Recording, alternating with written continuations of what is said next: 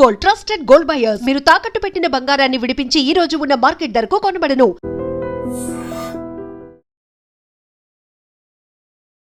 Hi hello నమస్తే, welcome to iDream media. నేను మీ శ్రావ్య. మనతో పాటు ఇప్పుడు క్యూపీఎఫ్వి రమేష్ పసుపులేటి గారు ఉన్నారు. గోల్డ్ రేట్స్ ఎలా ఉన్నాయి వీటి గురించి మాట్లాడదాం. నమస్తే సార్. నమస్తే మేడం. సార్, గోల్డ్ రేట్స్ పెరుగుతున్నాయి అంటున్నారు, తగ్గుతున్నాయి అంటున్నారు, ఇట్లా ఫ్లక్చువేట్ అవుతూనే ఉంటున్నాయి. సో ప్రెసెంట్ గోల్డ్ రేట్ అనేది ఎలా ఉంది ఒకసారి చెప్తారా? ప్రజెంట్ యాక్చువల్గా గోల్డ్ ఆల్ టైమ్ హైక్ వచ్చింది. సో లాస్ట్ 2 years బాగా పెరిగింది gold. Almost 30% every year return వచ్చింది గోల్డ్. కాకపోతే ఇప్పుడు ఏంటంటే మనకి ట్రంప్కి కొంచెం ప్రాబ్లం నడుస్తుంది. ఐ మీన్ మనకి ట్రంప్ ట్రేడ్ వార్ అని ఒకటి నడుస్తుంది. సో దానికి ఫైనల్కి వచ్చాం మనం యాక్చువల్గా.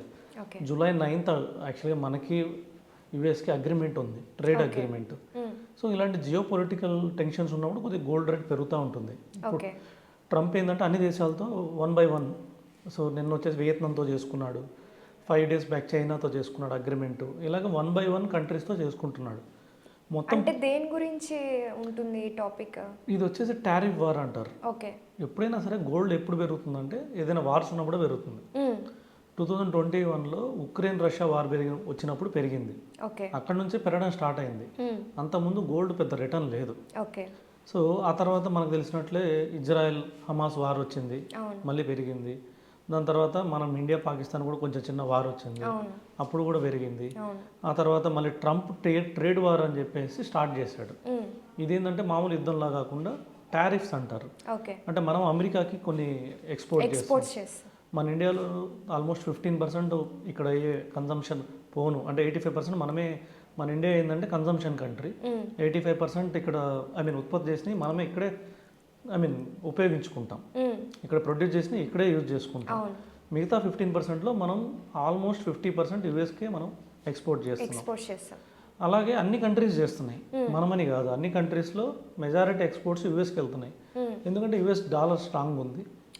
సో ప్లస్ ఏంటంటే వాళ్ళు వచ్చేసి ఓన్లీ కన్జంప్షన్ కంట్రీ. యుఎస్ అనేది కన్జంప్షన్ కంట్రీ. వాళ్ళు ప్రొడ్యూస్ ఏం చేయరు, ఇంపోర్ట్స్ ఏముండవు. ఇంపోర్ట్స్ అన్ని ఇంపోర్ట్సే వాళ్ళకి. యుఎస్ నుంచి ఎక్స్పోర్ట్స్ తక్కువ. సో వాళ్ళు ఏంటంటే కన్జంప్షన్ కంట్రీ అంటారు. సో వాళ్ళు అక్కడ ఏం ఉత్పత్తి చేయరు, మెజారిటీ భాగం వేరే దేశాల నుంచే రావాలి. దానికి చాలా కారణాలు ఉన్నాయి. వాళ్ళు పొల్యూషన్, సపోజ్ వాళ్ళ కంట్రీలో ప్రొడ్యూస్ చేస్తే ఇండస్ట్రీ పొల్యూషన్ వస్తుంది. సో కెమికల్స్ ఏమైనా ప్రొడ్యూస్ చేస్తే వాటర్ పొల్యూట్ అవుతాయి. సో ఇలాగా వాళ్ళు క్వాలిటీ మెయింటైన్ చేయడం కోసం మిగతా కంట్రీస్ నుంచి ఇంపోర్ట్ చేసుకుంటారు. అలాగే మన దగ్గర నుంచి కూడా చేసుకుంటున్నారు. ఈ వార్ నడుస్తుంది. మనం ఇప్పుడు దాకా ఏంటంటే యూఎస్ నుంచి వచ్చే వాటి మీద 100% టారిఫ్ వేసాం. అదే మనం ఇక్కడ నుంచి వెళ్ళే వాటికి 0% టారిఫ్ ఉంది.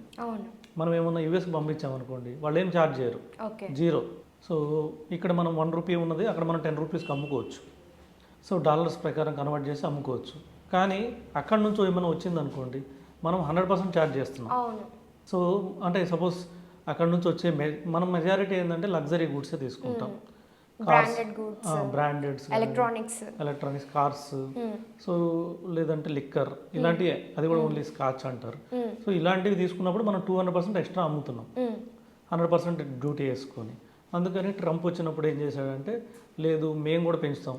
సో మేము 0 ఉంటే మీరు 100% ఎందుకు చేయాలి, టారిఫ్ పెంచారు. దానివల్ల ఏమైందంటే లాస్ట్ ఇయర్ అక్టోబర్ నుంచి మార్కెట్ పడినాయి, అన్ని కంట్రీస్ మార్కెట్ పడి. ఐ మీన్ ట్రంప్ వచ్చిన దగ్గర నుంచి మెయిన్ ఎఫెక్ట్ అయింది. సో ఈ ఇయర్ జనవరి, ఫిబ్రవరి, మార్చ్ కూడా మెయిన్ ప్రాబ్లం అదే జరిగింది. సో కొంచెం ఏప్రిల్లో కొద్దిగా పోస్ట్ పోన్ చేశారు. సో మనం జూలైలో అగ్రిమెంట్ చేసుకుందామన్నారు, జూలై వచ్చింది. సో అందుకని కొంచెం టెన్షన్స్ ఉన్నాయి. ఇంకా ఈ వరల్డ్ వైడ్ అగ్రిమెంట్ జరగాలి. అంటే యుఎస్కి ఆల్మోస్ట్ 90 కంట్రీస్ ఎక్స్పోర్ట్ చేస్తున్నారు యుఎస్కి. సో ఇవన్నీ అగ్రిమెంట్ జరగాలి, 90 అగ్రిమెంట్స్ జరగాలి. ఆల్రెడీ 2-3 అగ్రిమెంట్స్ అయిపోయాయి. సో మనది second highest agreement. First China highest agreement, తర్వాత సెకండ్ హైయెస్ట్ అగ్రిమెంట్ మన ఇండియాతో ఉంది. ఈ ప్రాబ్లమ్స్ ఉన్నాయి కాబట్టి కొంచెం గోల్డ్ పాజిటివ్గానే ఉంది స్టిల్. యాక్చువల్గా ఏంటంటే గోల్డ్ తగ్గాలి, ఎందుకంటే దానికి చాలా కారణాలు ఉన్నాయి. ఆల్ టైమ్ హైకి వెళ్ళింది. సో గోల్డ్ కన్నా బుల్లిష్ సిల్వర్ ఎక్కువ ఉంది ఇప్పుడు. సో ఇవన్నీ కారణాలు ఉన్నాయి. ఇంకోటి ఏంటంటే జియో పొలిటికల్ ఇష్యూస్ అన్నీ అయిపోయాయి, వార్స్ అయిపోయాయి. గోల్డ్ ఎప్పుడైనా వార్స్ ఉన్నప్పుడే పెరుగుతుంది. ఓన్లీ ఇప్పుడు ట్రంప్ ట్రేడింగ్ ఒకటే నడుస్తుంది తప్పించి మిగతా అన్ని కూడా సెటిల్ అయ్యాయి. అవును. ఇప్పుడు 2010 నుంచి చూస్తే 2015 వరకు గోల్డ్ అసలు పెరగలేదు, ఎక్కువ పెరగలేదు. 2010లో 20,000 ఉన్న గోల్డ్ 2015కి వచ్చేసరికి ఓన్లీ 25,000 అయింది. అంటే ఓన్లీ 5,000 పెరిగింది అంతే. అంటే ఆల్మోస్ట్ 4% సిఏజిఆర్ ఇచ్చింది రిటర్న్. అంతకన్నా ఎక్కువ రిటర్న్ లేదు. కాకపోతే 2015 నుంచి 2020 వరకు డబుల్ అయింది గోల్డ్. ఆల్మోస్ట్ 25,000 నుండి 50,000 అయింది. మళ్ళీ అక్కడ నుంచి 50,000 నుంచి 1 lakh అయింది 2025. కాకపోతే ఇక్కడ కొంచెం కన్సాలిడేట్ అవ్వాలి గోల్డ్. సో కొద్దిగా ఓవర్గా పెరిగింది, ఎందుకంటే బికాస్ ఆఫ్ లాస్ట్ ఇయర్ అంతా వార్స్తోనే అయిపోయింది. ఉక్రెయిన్ రష్యా వార్ అని, ఇజ్రాయెల్ హమాస్ వార్ అని, ఇజ్రాయెల్ ఇరాన్ వార్ అని, ట్రంప్ ట్రేడ్ వార్ అని, మన ఇండియా పాకిస్తాన్ వార్ అని ఒక్కసారిగా 5 వార్స్ జరిగాయి లాస్ట్ 1 yearలో. వీటన్నిటి వల్ల డెఫినెట్గా గోల్డ్ పెరిగింది. దాంతో ఏంటంటే వరల్డ్ బ్యాంక్స్ కూడా అన్ని గోల్డ్ని ఇంపోర్ట్ చేసుకున్నాయి. ఎందుకంటే చాలా కంట్రీస్ దగ్గర డాలర్ రిజర్వ్స్ తగ్గిపోయాయి. సో డాలర్ రిజర్వ్స్ తగ్గిపోయినప్పుడు ఏమవుతుందంటే వాళ్ళ కరెన్సీ వీక్ అవుతుంది. సో కరెన్సీ వీక్ కాకుండా గోల్డ్ని హెడ్ చేస్తారు. గోల్డ్ని హెడ్ చేసుకోవడం కోసం అన్ని బ్యాంకులు, మన ఇండియన్ బ్యాంక్ కూడా ఆల్మోస్ట్ 800 tons సో ఇంపోర్ట్ చేసుకుంది లాస్ట్ ఇయర్. అలాగే వరల్డ్ బ్యాంక్స్ అంటే చైనా వరల్డ్ బ్యాంక్ కానివ్వండి, జపాన్ కానివ్వండి, యూరోపియన్ బ్యాంక్స్ అన్నీ తీసుకున్నారు. దీనివల్ల ఏంటంటే గోల్డ్ రేటు చాలా పీక్ వెళ్ళిపోయింది. సో ఇప్పుడు కూడా కొన్ని బ్యాంక్స్ తీసుకున్నాయి. ఇప్పుడు కూడా వరల్డ్లో అంటే ట్రంప్ ట్రేడ్ వార్తో ప్రాబ్లం రాకుండా, కరెన్సీ వీక్ కాకుండా కొన్ని జరుగుతున్నాయి. ఉండే కొద్దీ ఏమవుతుందంటే ఇది తగ్గిపోతుంది డిమాండ్ మళ్ళీ. ఎందుకంటే మనం ఎక్కువ ఇంపోర్ట్ చేసుకున్నా కూడా ఏమవుతుందంటే మనం డాలర్స్లో పే చేయాలి. డాలర్స్లో పే చేస్తే ఏమవుతుందంటే మళ్ళీ మన రూపీ కూడా వీక్ అవుతుంది. సో కరెంట్ అకౌంట్ డెఫిషిట్ పడుతుంది. సో మన ఇన్ఫ్లేషన్ పెరుగుతుంది. ఇవన్నీ ప్రాబ్లమ్స్ ఉంటాయి గోల్డ్తో రిలేటెడ్. అందుకని ఒకనొక టైంలో మనం ఇంపోర్ట్ చేసుకోవడం తగ్గిస్తాం. అప్పుడు డిమాండ్ తగ్గుతుంది గోల్డ్కి. డిమాండ్ తగ్గినప్పుడు డెఫినెట్గా గోల్డ్ రేటు తగ్గుతుంది. సో కొంచెం టైం పడుతుంది. మేబీ ఈ మంత్ తర్వాత, ఆగస్ట్ తర్వాత గోల్డ్ రేట్ తగ్గచ్చు. ఓకే, మళ్ళీ మనం 90,000కి వెళ్ళిపోవచ్చు గోల్డ్.